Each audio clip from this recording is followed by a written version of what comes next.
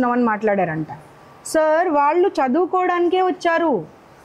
తప్పకుండా మీరు గురువులు దైవంతో సమానం. నేను చెప్తున్నాను, నేను గురువులను కూడా కించపరచట్లేదు, తగ్గించట్లేదు.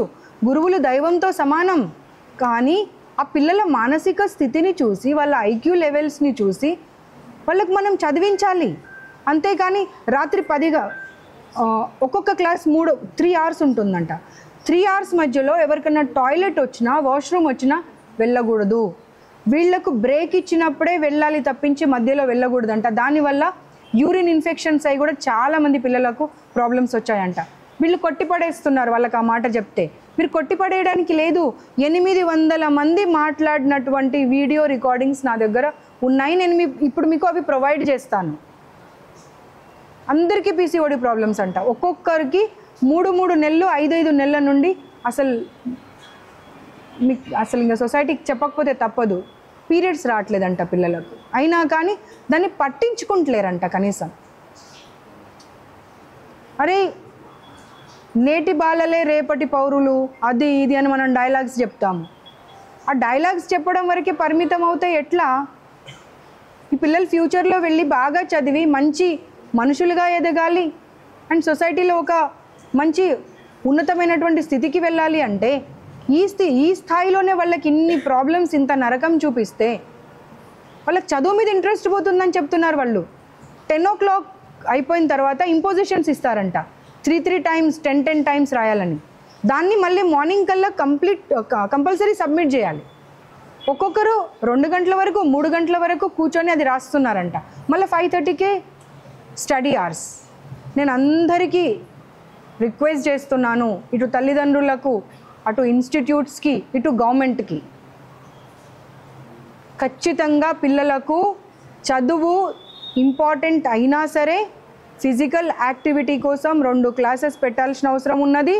అండ్ గవర్నమెంట్ ఆఫీషియల్స్ కానివ్వండి, తల్లిదండ్రులు కానివ్వండి, ఆ ఇన్స్టిట్యూట్లో కనీసం వెంటిలేషన్ ఉందా లేదా, వాళ్ళ హాస్టల్ పరిస్థితి ఏంటి, అవన్నీ కనుక్కున్న తర్వాతనే మీ పిల్లలని హాస్టల్కి పంపించండి. ఉన్నత స్థితికి వెళ్ళాలి, గొప్ప ఇన్స్టిట్యూట్లో చదవాలి అనేటువంటి ఆలోచన కన్నా మీ పిల్లలు ఆరోగ్యంగా ఉంటే చాలు. ఫిజికల్గా కానివ్వండి, మానసికంగా కానివ్వండి, దాని మీద దృష్టి పెట్టండి అనేటువంటి మాట చెప్పుకుంటూ, మేము ఈ కండిషన్స్ ఏవైతే చూసామో నిన్న ఇవాళ, వీటన్నింటికి ప్రభుత్వంతో మాట్లాడి, ఇంకా ఇతరత్ర డిపార్ట్మెంట్స్తో మాట్లాడి ఎలాంటి చర్య తీసుకోవాలో అలాంటి చర్య డెఫినెట్గా తీసుకుంటాము. ఎవరైనా సరే పిల్లల గురించి ఆలోచించకపోతే ప్రభుత్వం కూడా ముందుకొచ్చి ఆ సంస్థలను సీజ్ చేసేటువంటి అవసరం ఎంతో ఉందని చెప్పి గవర్నమెంట్కి కూడా మేము సబ్మిషన్ చేస్తూ ఉన్నాము. ప్రధానంగా మీరు బాచుపల్లి నారాయణ మహిళా కళాశాలకు రావడానికి కారణం ఏంటి మేడం? ఇక్కడ నుంచి ఏమైనా వచ్చాయా మీకు? మాకు ప్రతి ఇన్స్టిట్యూషన్ నుండి మొన్న శ్రీ చైతన్య వెళ్ళడానికి కూడా కారణము పేరెంట్స్ కాల్స్ చేశారు, ఈవెన్ పిల్లలు కాల్స్ చేశారు. మ్యామ్ ఒక్కసారి వచ్చి చూడండి మ్యామ్, చాలా దారుణంగా ఉందో పరిస్థితి. మేము చెప్తుంటే మా తల్లిదండ్రులు కూడా వినట్లేదు కొన్నిసార్లు అని పిల్లలు చేశారు.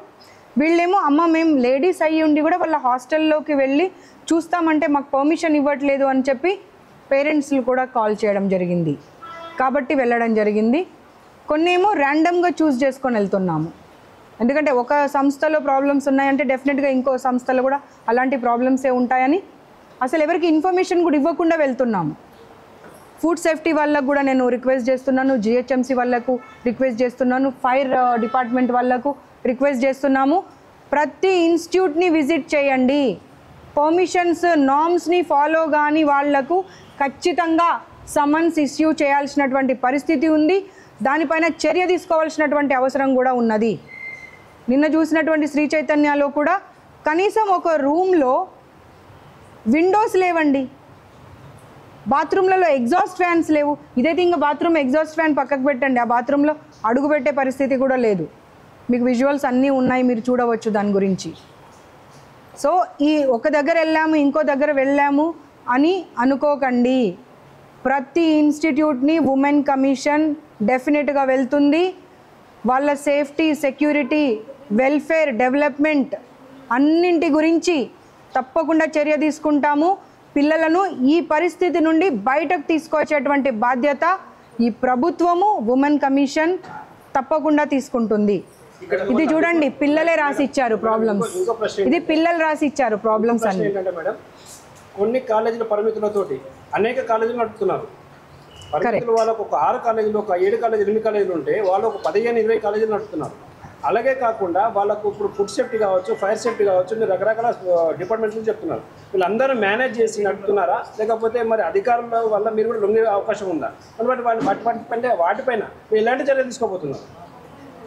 మీరు అడిగిన ప్రశ్నలోనే మీకు సమాధానం ఉంది. అందరూ వాళ్ళు కొల్యూడ్ అయిపోయి చేస్తున్నారా ఏంటి అనేది. అందుకే నేను ప్రభుత్వానికి తల్లిదండ్రులకు విన్నపం చేశాను. అధికారుల మీద కూడా మీరు చర్య తీసుకోబోతున్నారా? ఇప్పుడు పర్మిషన్లు, ఇప్పుడు ఫైర్ సేఫ్టీ కావచ్చు, ఫైర్ సేఫ్టీ ఇంపార్టెంటే, ఫుడ్ సేఫ్టీ కావచ్చు, కాలేజీలకు పరిమితులకు మించి కాలేజీలు నడుపుతున్నారు. నా దృష్టిలో ఒక్కటి కాదు, నేను 100ల సంఖ్యలో చూపించగలుగుతాను. అవును. మరి వాటిపైన ఎలాంటి చర్య తీసుకోబోతున్నారు? ఎడ్యుకేషన్ డిపార్ట్మెంట్కు గౌరవ సీఎం గారికి మేము నివేదన పంపిస్తాము. ఉమెన్ కమిషన్ తరఫున మేము చేసినటువంటి అబ్జర్వేషన్ని పంపించి వారు ఎలాంటి చర్య తీసుకోవాలో వారితో డిస్కస్ చేస్తాము తప్పకుండా. అండ్ ఎవరైతే డబ్బు కోసం ఆశపడి పర్మిషన్ లేనటువంటి ఇన్స్టిట్యూట్ని కూడా రన్ చేసే అటువంటి పర్మిషన్ ఇస్తున్నారో వాళ్ళకు కూడా నేను సబ్మిషన్ చేస్తున్నాను, రిక్వెస్ట్ చేస్తున్నాను, తర్వాత హెచ్చరిస్తున్నాను కూడా. ఇకనైనా అలాంటివి మానుకొని వాళ్ళలో మన పిల్లలు కూడా ఉన్నారు అనేటువంటి విషయం కూడా గుర్తుపెట్టుకోండి. తర్వాత ఇంకో విషయం, నాకు తెలిసి ఏ ఇన్స్టిట్యూట్లో అయినా సరే ఇన్స్టిట్యూషన్ హాస్టల్ ఎక్కడ ఉందో కిచెన్ అక్కడే ఉండి పిల్లలు అక్కడికక్కడ భోజనం చేస్తేనే కొంచెం హెల్తీగా ఉంటారు. ఒక దగ్గర ఎక్కడో వంటలు చేసి 10 ఇన్స్టిట్యూట్స్కి పంపించేస్తున్నారు, 10 సెంటర్స్కి పంపించేస్తున్నారు. దానివల్ల కూడా పిల్లలకు హెల్త్ ప్రాబ్లమ్స్ వస్తున్నాయి.